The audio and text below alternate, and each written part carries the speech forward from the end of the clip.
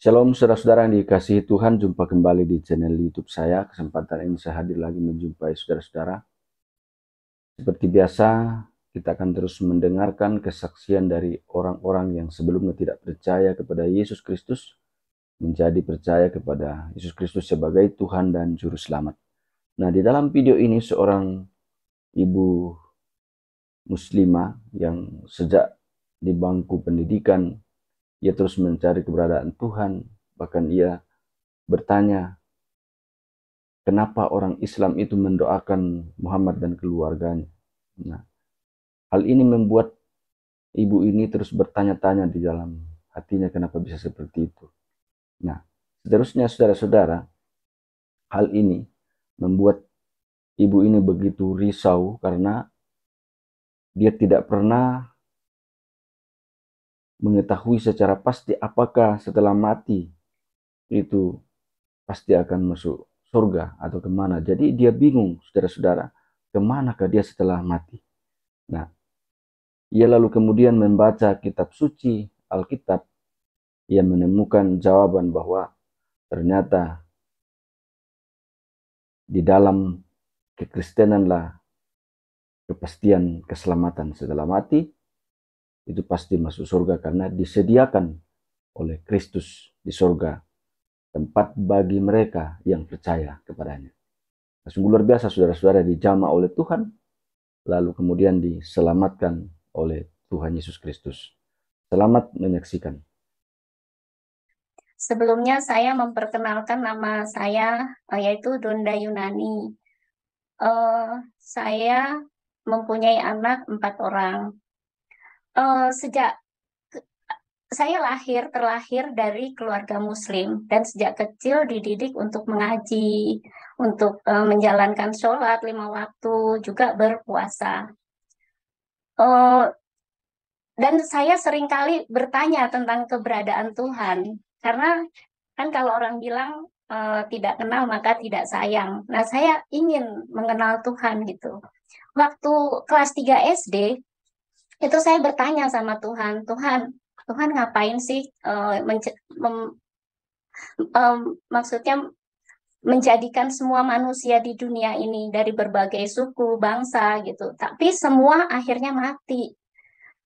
Saya bilang, Tuhan kayak dalang, saya bilang kan gitu. Nah, itu terus pertanyaan. Nah, sampai SMA, saya bertanya kepada guru ngaji saya. Karena saya tahu ada berbagai jenis sholawat Nabi gitu. Saya bingung kenapa uh, kita kok mendoakan Nabi gitu sama keluarganya gitu. Nah, itu guru agama saya itu memberi perumpamaan seperti gini, gelas kosong diisi air terus-menerus dan akhirnya luber. Nah, itu diisi oleh doa-doa seluruh umat muslim sedunia. Nah, luber. Nah, kita kena luberannya gitu. Eh, saya tidak puas menerima jawaban itu, tetap menjadi pertanyaan begitu. Nah, waktu tahun 1981 saya menikah, tetapi di catatan sipil karena saya Muslim, suami saya Kristen. Tetapi suami saya tidak pernah memaksakan kehendaknya. Jadi kita berjalan masing-masing, karena saya juga termasuk orang yang tidak mudah percaya ya. Nah, dari kesukaan saya membaca, apalagi akhirnya saya melihat Injil di rumah mertua saya gitu, saya penasaran gitu. Terus saya baca gitu dari kitab Kejadian gitu. Nah, akhirnya uh, di Yohanes 1, di Yohanes 14 ayat 1 sampai 3 itu saya rema sekali dengan firman itu. Dan saya seperti menemukan jawaban dari kerisauan hati saya yang terus mengganggu. Karena di mana nanti saya kalau mati atau mau kemana gitu. Sedangkan kita di dunia aja punya rumah untuk tempat tinggal gitu. Kemana nanti saya setelah mati? Saya minta tolong Pak Frankie untuk membacakan Yohanes 14 ayat 1 sampai 3. Baik Ibu, Yohanes 14 ayat pertamanya ayat 1 sampai 3 Bu ya? Ya. Oke, baik. Janganlah gelisah hatimu, percayalah kepada Allah, percayalah juga kepadaku. Di rumah Bapakku banyak tempat tinggal. Jika tidak demikian, tentu aku mengatakannya kepadamu. Sebab aku pergi ke situ untuk menyediakan tempat bagimu. Dan apabila aku telah pergi ke situ dan telah menyediakan tempat bagimu, aku akan datang kembali dan membawa, saya ulang ya, aku akan datang kembali dan membawa kamu ke tempatku, supaya di tempat di mana aku berada, kamu pun berada. Amin. Amin. Ya, di Firman Yohanes 14 ayat 1 sampai 3 itu ada janji Tuhan yang luar biasa buat saya gitu. Karena kita kalau misalnya mau nikah pun ada perjanjian, mau bisnis ada perjanjian. Ini perjanjian Tuhan dengan manusia. Dan di firman dikatakan Tuhan Yesus itu mati pada hari ketiga, bangkit dan naik ke surga dan dengan banyak saksi. Dikatakan di situ dia mendahului kita untuk menyediakan tempat di rumah Bapa. Nah, di rumah Bapa ini dalam doa Bapa kami yang diajarkan Tuhan Yesus itu kalimat pertamanya Bapa kami yang di surga. Berarti ada tempat, ada rumah yang tersedia bagi kita yang percaya kepadanya untuk tidak binasa gitu. Akhirnya saya memberanikan diri mengambil keputusan pada tahun 1983 untuk dibaptis selam di GPDI Gideon. Akhirnya saya ibadah di sana, tapi saya kan backgroundnya Muslim ya, jadi nggak gampang untuk menyebut Yesus itu Tuhan gitu, karena kita udah didoktrin kalau dia cuma nabi gitu. Kemudian juga kita kan biasanya ibadahnya tenang gitu. Saya bingung waktu itu dengan ibadahnya gitu. Akhirnya saya waktu itu mencari gereja yang tenang. Dan saya cukup lama di sana, kira-kira 10 tahun. Tetapi saya nggak kenal Tuhan Yesus secara pribadi. Kenapa? Karena setiap ke gereja itu kita nggak diharuskan membawa Alkitab. Jadi kita ada buku kecil untuk tata cara ibadahnya. Kemudian pada tahun 94 saya pindah ke Bekasi. Nah, di sana itu kita adakan oikumene, yaitu perkumpulan dari denominasi-denominasi gereja-gereja gitu, untuk di lingkungan di mana kita tinggal. Nah, di situ sering dibahas firman. Akhirnya saya beli Alkitab itu, karena kan nggak mungkin kita orang yang namanya beragama kan harus tahu ya apa firman, harus punya Alkitab gitu. Nah, di situ akhirnya saya semakin mempunyai keinginan untuk mengenal Tuhan. Setelah itu, tapi karena anak-anak sekolah di Priuk, saya akhirnya cuma 1 tahun di Bekasi, saya kembali ke Priuk gitu. Nah, saya di situ mulai ibadah itu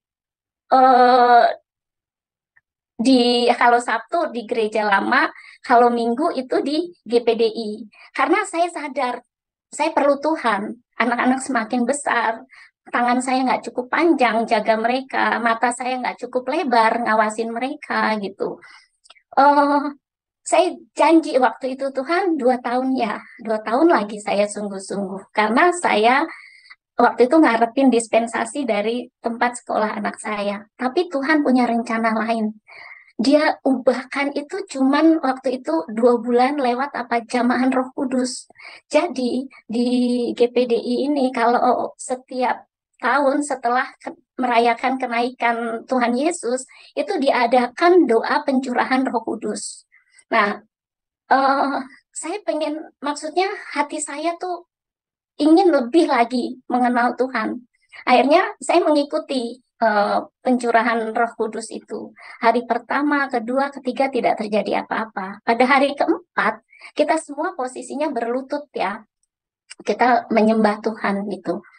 Nah, saya bayangin penglihatan Yohanes di Pulau Patmos, itu saya merasa, maksudnya mengimani Tuhan Yesus di depan saya bilang gini, Tuhan, saya layak nggak ya di hadapan Tuhan? Karena dosa-dosa saya banyak, saya bilang. Saya sebutin satu persatu. Saya nggak peduli kiri kanan saya. Terus tahu-tahu saya terloncat-loncat dari posisi saya yang sedang berlutut itu. Saya nggak ngerti itu. Tapi saya kira-kira 15 menit saya loncat-loncat itu. Tapi setelah itu saya merasakan sukacita yang luar biasa. Yang saya nggak bisa gambarkan gitu. Beda kalau kita dapat hadiah atau apa. Ini sukacita yang luar biasa yang dunia nggak bisa berikan. Kemudian besoknya hari kelima itu setelah puji-pujian itu eh, tahu-tahu saya maju mundur gitu. Saya bingung gitu loh, kenapa gitu. Tapi ya udah saya nikmatin aja. Nah, setelah itu hari Minggu ini saya lagi tidur bersama anak saya yang nomor 3 itu mertua saya datang. Dia bilang mau gereja nggak? Saya bilang nggak meh, lagi ngelonin gitu kan. Terus mertua saya pergi. Tahu-tahu di hati saya tuh suara gereja gitu loh. Saya kaget itu. Akhirnya saya mandi, cepet-cepet saya akhirnya pergi ke gereja. Nah di gereja itu hamba Tuhannya nantang siapa yang merasakan jamahan Roh Kudus. Saya masih bingung ya, apa kemarin itu jamahan Roh Kudus atau bukan gitu. Akhirnya saya tunjuk jari itu di bawah gitu. Karena saya belum yakin kalau itu jamahan Roh Kudus gitu. Nah, tapi tahu-tahu dari belakang tuh saya didorong-dorong, maju, maju. Saya lagi bingung. Dia kok bisa tahu ya? Padahal saya tunjuk tangan di bawah dan di belakang kursi itu di gereja zaman dulu itu kan apa ada ini ya panjang terus ada tutupnya gitu. Jadi secara logika kan nggak mungkin dia lihat saya tunjuk tangan. Akhirnya saya bilang Bapak jadilah kehendakmu. Nah pas di depan itu posisi saya kita semua berdiri ada kira-kira 8 orang. Nah posisi saya tangan saya seperti ini. Nah kita masuk penyembahan itu saya terputer-puter itu tap tap tap tap tap tap gitu terus balik lagi gitu puter-puter saya bingung saya mau lepasin tangan saya begini kok nggak bisa gitu loh saya seperti Tuhan tuh lagi apa kayak mainin gitu loh. Saya bingung ya terus lama seperti itu saya pikir saya udah jalan kemana-mana saya bilang gini Tuhan nanti lama-lama saya jatuh, saya bilangan gitu. Toto saya jatuh, brek gitu. Nah itu kan saya posisinya di tangga, mau ke mimbar tuh ada tangga, sampai lutut saya berdarah. Toto firmannya bilang gini, apa yang kamu takutkan itu yang terjadi. Saya bilang, aduh Tuhan enggak dia nggak takut lagi, saya bilang. Nah itu kemurahan Tuhan. Saya merasakan jamanan Roh Kudus. Akhirnya saya mempunyai keberanian untuk meninggalkan gereja saya yang lama dan mulai aktif di GPDI Gideon itu. Nah, setelah saya mengalami zaman Roh Kudus, luar biasa Tuhan pimpin saya. Dimana ya kita cinta mula-mula ya, istilahnya hari-hari saya selalu Alkitab tuh di tangan saya, kemana-mana saya bawa, saya baca gitu. Juga saya banyak mengambil waktu-waktu untuk bersekutu dengan Tuhan. Nah, Tuhan juga mulai apa bersihkan karakter atau pikiran yang tidak berkenan. Nah, tadinya kan saya susah tuh baca Alkitab karena memang suami saya suka kumpulin merchandise yang berkaitan dengan percabulan.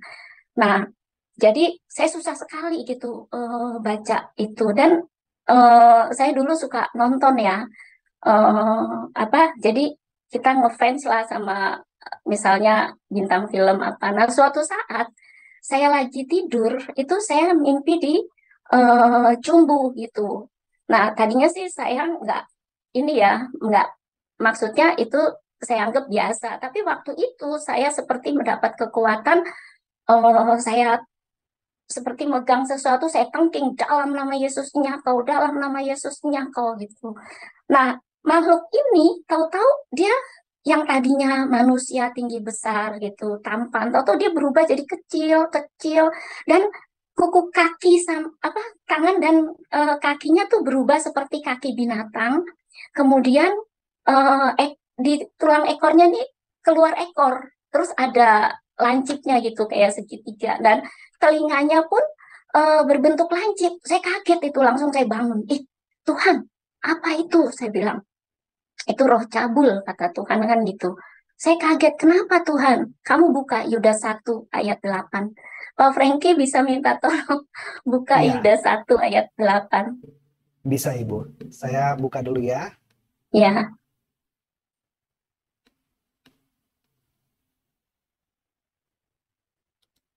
Yudas 1 ayatnya yang ke-8 Ibu. ya,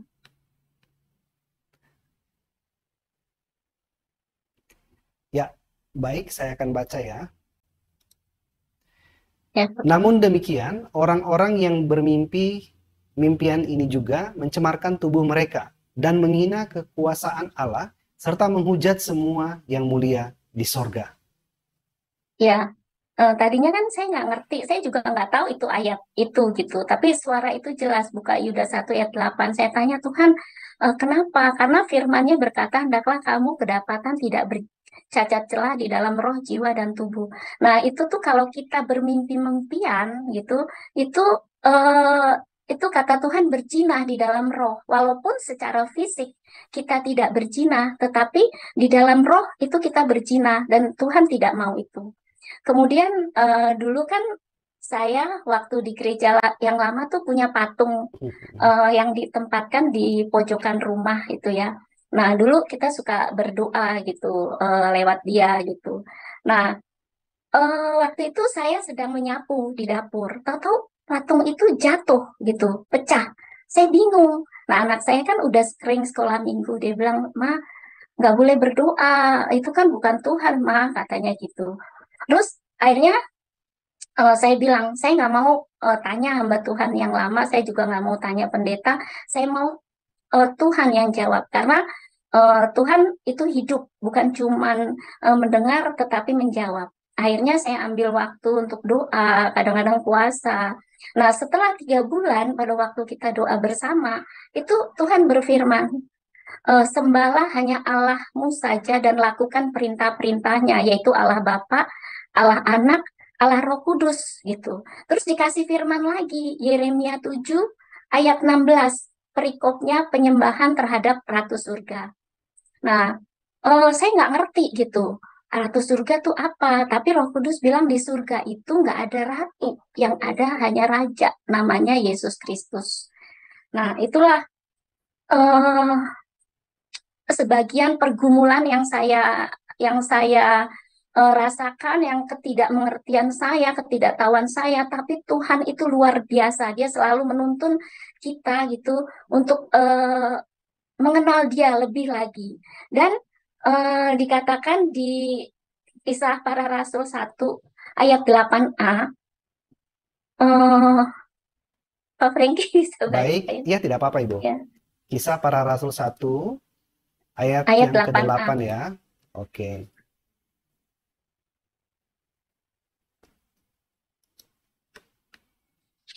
Ayat ke-8. Baik. Tetapi kamu akan menerima kuasa kalau Roh Kudus turun ke atas kamu, dan kamu akan menjadi saksiku. Betul Ibu sampai situ? Amin. Ya, ya, Amin. amin. Ya. Nah, jadi setelah zaman Roh Kudus itu luar biasa ya. Kalau dulu saya nggak ngerti baca firman, kalau saya nggak ngerti itu saya langsung tanya, Tuhan ini apa sih artinya gitu. Tuh kayak ada hikmat ini loh, seperti ini, gini-gini. Oh saya cuman, oh terima kasih ya Tuhan, luar biasa gitu. Nah terus dikatakan di situ kita mempunyai kuasa gitu. Nah jadi ceritanya adik ipar saya itu dia punya anak 3 tahun perempuan. Dia cerita anaknya sakit panas, semalam nangis saja. Nah kalau orang Jawa itu kan di rumah biasanya suka ada sapu lidi aren itu. Dikatakan itu bisa mengusir roh-roh jahat. Nah, jadi dia sapuin itu rumahnya dari depan rumah itu sampai ke belakang. Nah, pas di bawah kolong tempat tidur itu ada apa perempuan keluar gitu sambil ketawa hihihi. Dia melihatnya cantik gitu. Dia kejar itu perempuan itu ngilang di pojok dapur. Nah, waktu dia ceritakan, saya berdoa itu selama 1 minggu lah, saya berdoa. Kemudian eh, adik saya itu, suaminya itu ditelepon sama temannya. Jadi adik saya ini pelatih bulu tangkis dan dia juga pedagang. Dia dikasih temannya itu pulpen yang isinya keris. Dan rupanya keris kecil ini ada isinya gitu. Ada penghuninya. Nah, temannya itu bilang, pulangin dong barang yang saya kasih karena isinya marah, rambutnya aut-autan, matanya merah katanya. Padahal adik ipar saya ngelihat itu cantik gitu loh.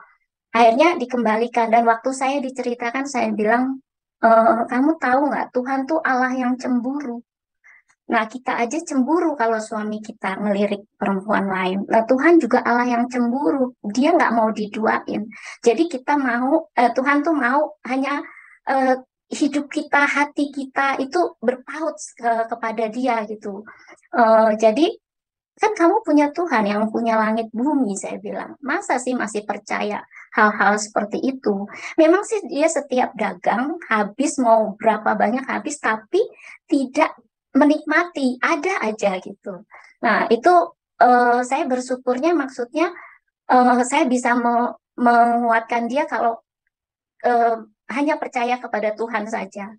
Kemudian adik saya yang nomor 3, laki-laki, itu setelah nikah, itu datang sama saya, dia bilang, Mbak, doain dong setan yang ada di kamar saya. Saya bingung, kok kamu tahu ada setan? Saya bilang gitu. Atau ya bilangnya makhluk lah apa gitu.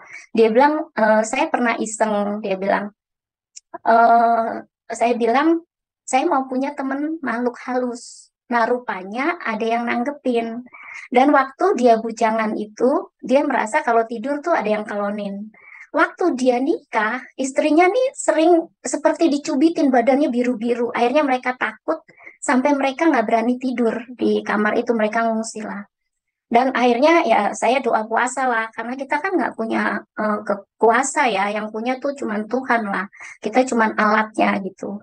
Nah akhirnya saya doa puasa, ya kemurahan Tuhan, akhirnya eh, makhluk itu nggak ada lagi gitu, dan adik saya dan istrinya bisa kembali tidur di kamarnya. Buat saya itu luar biasa. Maksudnya saya di sini bisa bersaksi bahwa Tuhan Yesus tuh ajaib. Kemudian karena saya udah dilihat oleh keluarga saya, karena saya masih tinggal di ibu saya kan tanahnya luas, jadi yang setiap yang nikah itu dapat apa satu petak gitu. Nah, keluarga saya ngelihat saya kok rajin ke gereja, sedangkan suami saya enggak gitu. Dia bingung gitu. Akhirnya waktu itu mereka datanglah ke saya berempat, ibu saya dan adik saya 3. Mereka, ibu saya pertama bilang gini, "Eh, kamu tahu nggak nanti Tuhan tuh pasti tanya sama saya, eh, tempat kamu nanti kosong di sana. Pasti saya ditanya." Saya bilang gini, Bu, semua kan orang lahir lewat seorang ibu. Ibu nggak salah. Saya bersyukur lahir lewat ibu. Tapi nanti kita kembali ke Tuhan tuh sendiri-sendiri. Saya juga nggak apa sama suami saya mungkin nggak sama anak saya mungkin kita menghadap Tuhan itu pribadi lepas pribadi. Jadi ibu nggak usah merasa salah.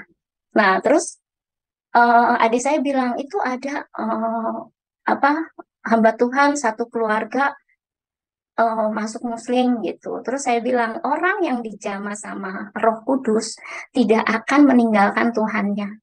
Nah, adik saya itu bilang gini, oh roh kuda, roh nini, itu saya bilang gini, hujat terhadap anak manusia dapat diampuni, tetapi hujat terhadap Roh Kudus tidak akan diampuni di dunia ini dan di dunia yang akan datang. Nah, terus setiap mereka itu saya selalu jawabnya pakai firman. Rupanya Tuhan udah persiapkan saya sebelumnya untuk saya lapar haus sama firman, jadi saya bales mereka tuh pakai firman gitu. Nah, terus sampai mereka marah ninggalin saya. Nah, saya juga namanya manusia ya, ada nggak sejahtera. Akhirnya saya angkat pujian, Roh Kudus membuat kakiku menari, Roh Kudus membuat hati gembira. Terus saya lepaskan pengampunan kepada mereka. Saya bilang, Tuhan, ampuni mereka. Mereka tidak mengerti apa yang mereka katakan, Tuhan. Ampuni mereka, Tuhan. Saya mengasihi mereka terlebih-lebih, Tuhan. Besoknya, anak-anaknya adik saya yang berkata, Roh Kuda, Roh Nini, itu sakit. Istrinya datang ke saya, Mbak, anakku sakit. Nah, akhirnya saya datang ke dia, saya doain. Puji Tuhan, sorenya udah sembuh. Nah, adik saya yang perempuan itu ke dokter kan. Setelah seminggu nggak sembuh juga. Nah, saya waktu itu mandi di rumah orang tua saya sama anak nomor 3 itu kita mandi sambil memuji Tuhan. Pas lewat kamarnya dia panggil, doain saya dong katanya gitu. Akhirnya, wah itu bukan kebetulan ya, itu pasti eh, apa karya Tuhan gitu. Akhirnya saya masuk ke dalam kamarnya dan kita berdoa buat dia. Puji Tuhan, besoknya dia langsung sembuh dan bisa pergi ke pasar Tanah Abang gitu. Buat saya, aduh Tuhan terima kasih ya, udah apa nyatakan kasih dan kuasamu gitu loh. Jadi saya bersyukur punya Allah yang hidup. Nah, akhirnya kayak gini ya, kita punya sesuatu kue ataupun yang enak, kita kan juga mau bagi dengan orang-orang lain seperti itu. Saya itu nggak tahu kenapa rindu bersaksi, menyaksikan kasih Tuhan, kebaikan Tuhan gitu loh. Eh, dan saya bilang, Tuhan, saya mau melayani Tuhan. Tapi saya bilang, saya nggak bisa nyanyi Tuhan. Saya bilang, karena suara saya fals. Saya bilang, saya paling takut pelajaran nyanyi gitu.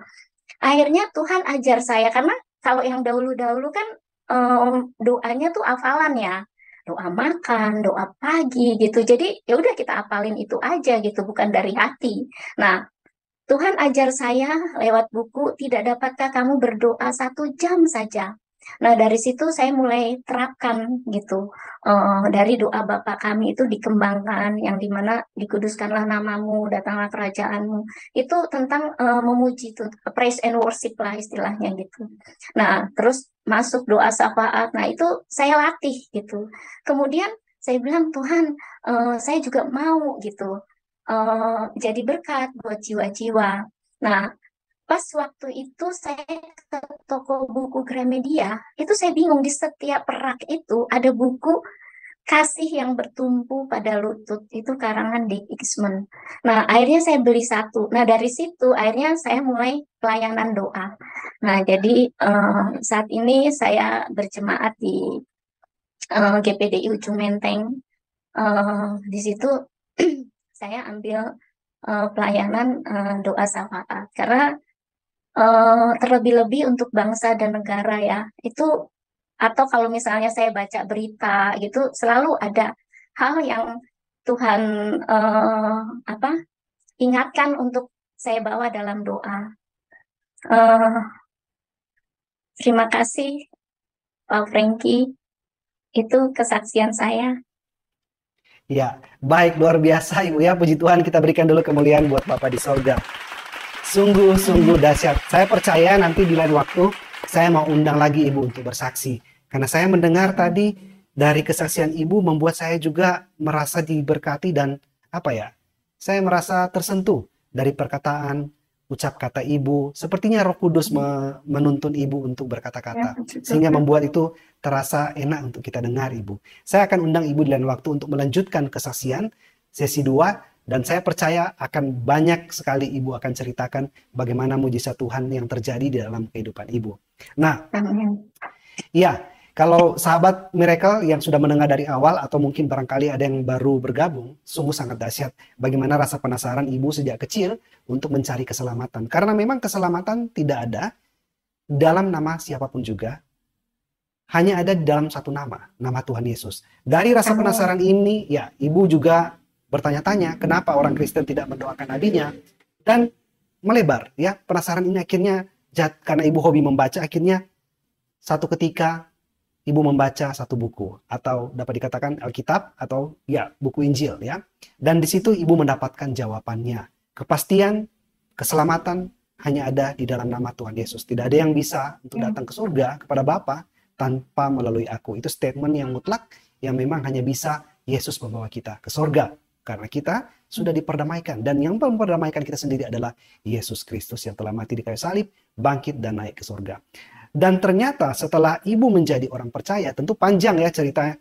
Bagaimana juga ibu sempat, ya namanya kita dalam in searching, mencari kebenaran, membutuhkan waktu. Ibu juga sempat untuk mencari ke gereja yang lain. Tetapi saya percaya Roh Kudus yang menuntun ibu untuk di mana ibu bisa bertumbuh. Bagi saya pribadi, dimanapun gereja Anda berada saat ini, Anda merasa bertumbuh di situ, diberkati di situ, jadilah berkat di gereja situ, ya. Karena yang paling penting adalah kita fokus kepada Tuhan Yesus.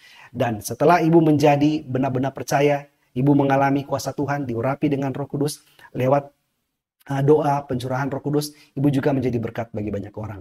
Ibu menjadi pendoa syafaat, ibu juga mendoakan negeri kita, ibu juga mendoakan banyak orang. Jadi perubahan di dalam kehidupan ibu sungguh sangat memberkati banyak orang. Dan itu terlihat dari buah-buah yang ibu bisa pancarkan, ibu bisa lakukan, bahkan di keluarga ibu sendiri. Yang masih belum percaya, mereka yang belum percaya, mereka juga meminta ibu untuk mendoakan. Mengapa? Mengapa mereka meminta ibu mendoakan? Karena mereka tahu bahwa dalam nama Yesus ada kuasa. Hanya Yesus yang bisa menyembuhkan. Karena dia adalah sumber kehidupan.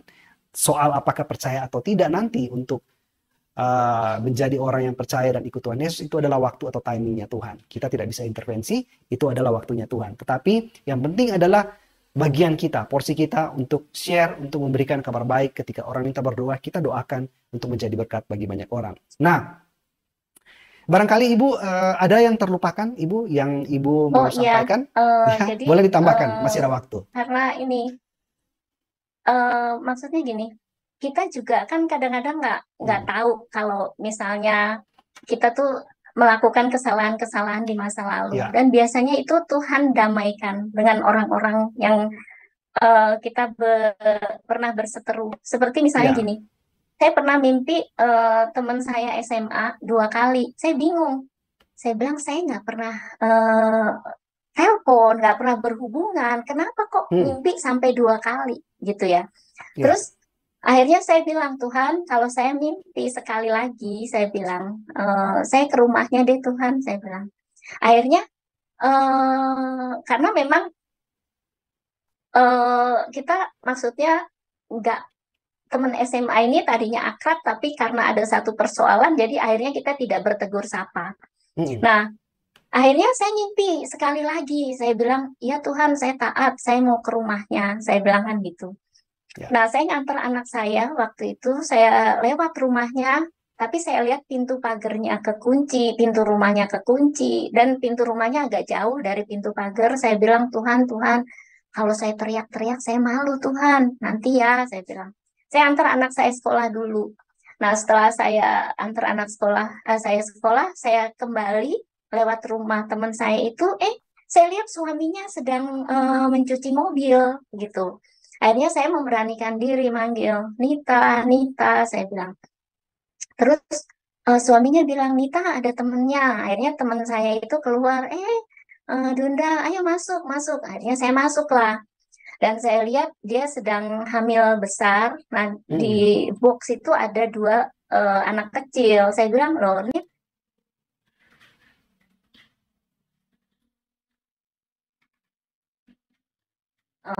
setelah ini baru selesai, dia bilang. Nah, di situ nggak tahu kenapa Roh Kudus tuh suruh saya bersaksi. Kan dia tahu kalau background saya tadinya Muslim gitu. Saya teman dari teman SMP gitu loh. Jadi dia tahu gitu.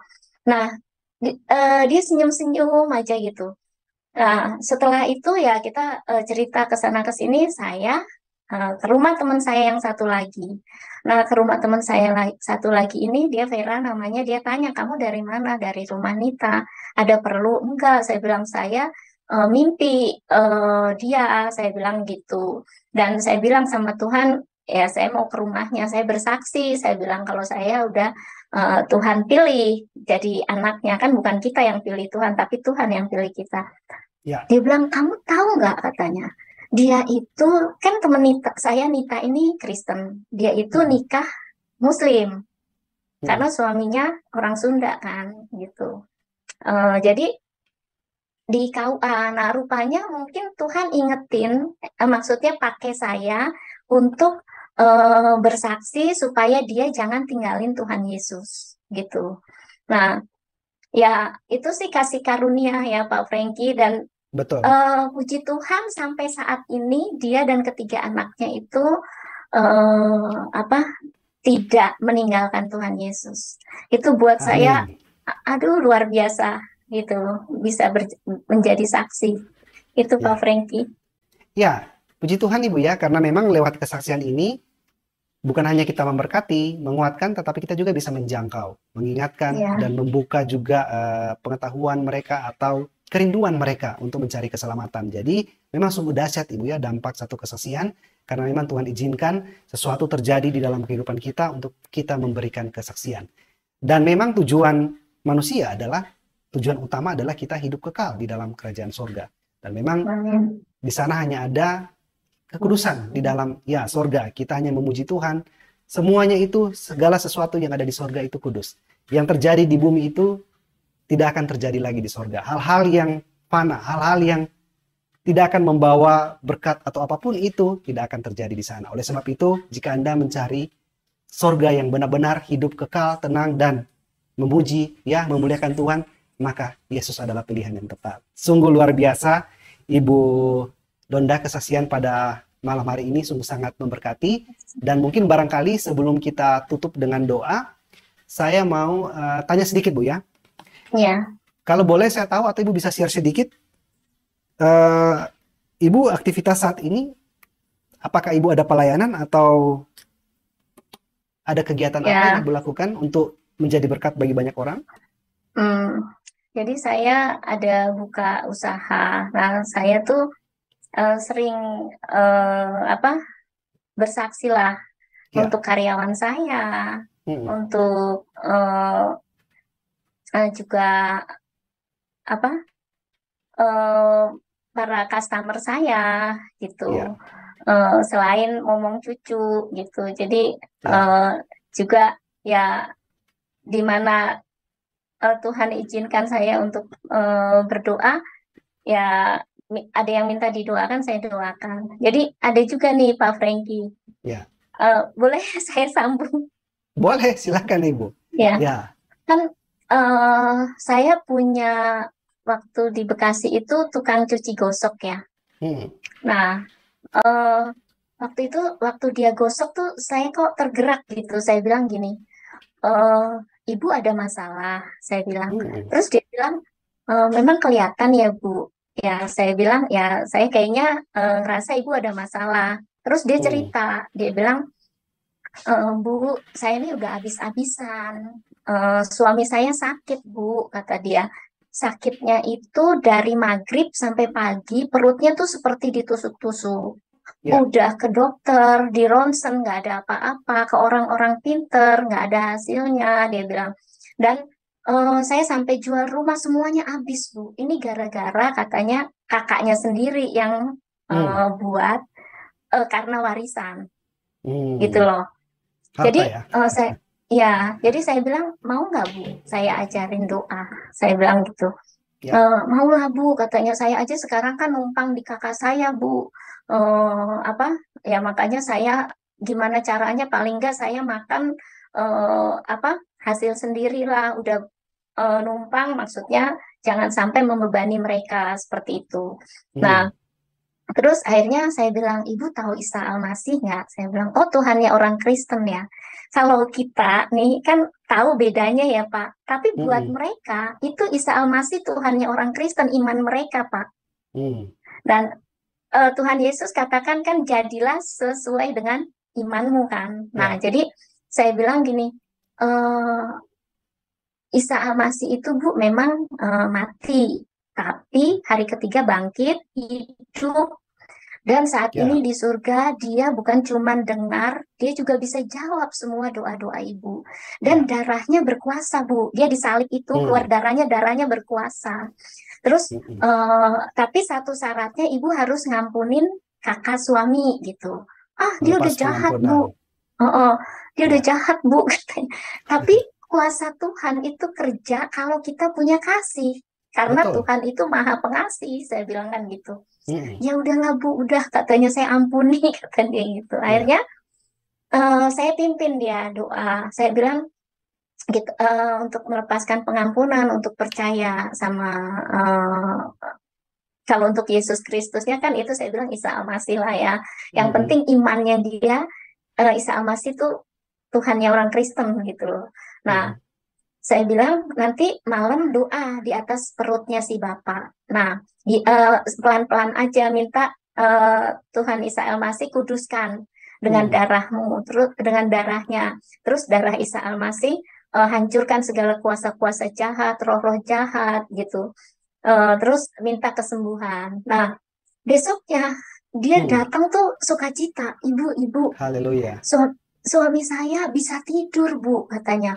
Amin. Dia biasanya nggak pernah bisa tidur karena kesakitan gitu. Siang baru Mm. udah terang tanah itu, udah terang matahari baru bisa tidur. Nah, itu semalam dia bilang, Mama, aku bisa tidur semalaman, katanya gitu. Oh, dia sukacita gitu. Saya bilang udah doa sampai seminggu, Bu, sampai benar-benar Tuhan sembuhkan. Nah, dia turutin Haleluya. itu, Pak Frankie, dia turutin itu. Akhirnya suaminya setelah seminggu bilang, Mama, saya udah sehat, kata dia gitu. Saya mau cari kerja, katanya. Ibu Ya. ini cerita sama saya. Saya bilang, ya sekarang ibu ngucap syukur ya, kita ngucap syukur bahwa Tuhan Yesus sudah sembuhkan, udah pulihkan gitu, udah beri Mm. kekuatan. Nah, ibu doa, kan Isa Al-Masih itu Tuhan. Dia yang punya langit, bumi, segala isinya. Dan dia juga sumber rezeki, sumber berkat gitu. Mm-mm. Pasti dia bisa buka jalan buat suami ibu kerja. Iya ya, Bu. Ah, dia nurut tuh, Pak. Dia Ya. doa seminggu, suaminya puji Tuhan kerja jadi driver itu Amin. toko bangunan. Dia senang sekali. Haleluya. Heeh. Haleluya. Dan saya pun ikut sukacita ya. Kita bisa jadi berkat, itu aja buat saya. Orang percaya Tuhan Yesus tuh buat saya, aduh, Ya. sukacita tersendiri buat saya gitu. Sungguh luar biasa saudara-saudara video ini. Semoga dapat bermanfaat, memberkati kita sekalian. Ya, kita juga akan senantiasa semakin kuat, semakin bertumbuh dalam iman kepada Yesus Kristus. Jangan lupa terus mendukung channel ini dengan cara like, subscribe, dan share, supaya saudara terus mendapat notifikasi video-video terbaru dari saya, dan terlebih channel ini akan terus berkembang dan menjadi berkat bagi banyak orang. Tuhan Yesus memberkati saudara-saudara sekalian.